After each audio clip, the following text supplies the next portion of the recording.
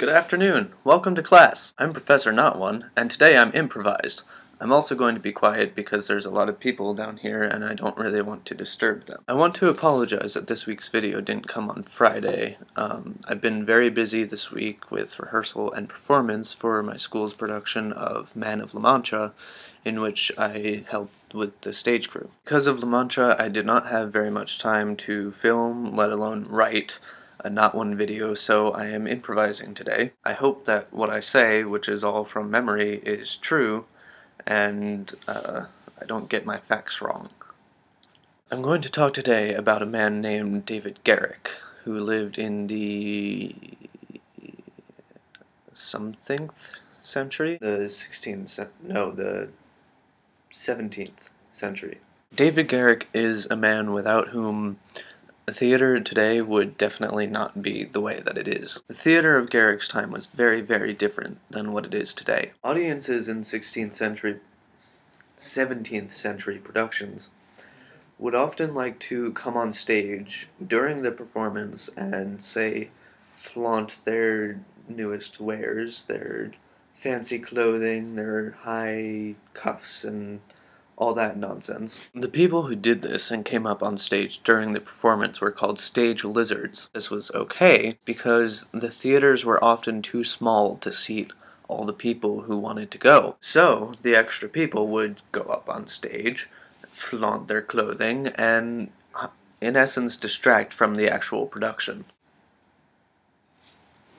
What David Garrick did to improve this situation was he obviously expanded the size of the theater, and he also made it egg-shaped so that everyone in the audience was able to see the performers on stage.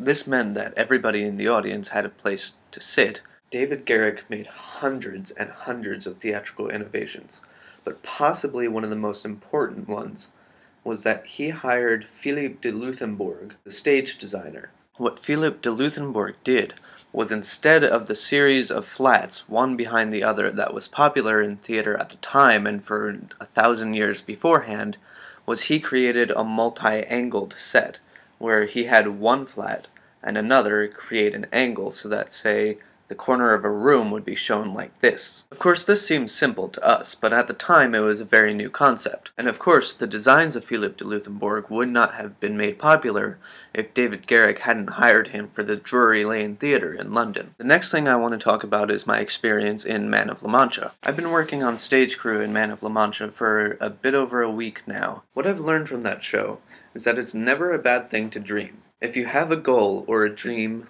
that consumes you beyond anything else, you must always work towards it. It's not madness to work towards accomplishing a dream. It's human nature. Also, I hope you all made great wishes last Friday on 11/11/11, but in keeping with the dreaming theme of Man of La Mancha, remember that just because you wish for it, it doesn't mean you don't have to work for it. That's all from me for today. I hope you all had a great weekend and have a great week ahead of you.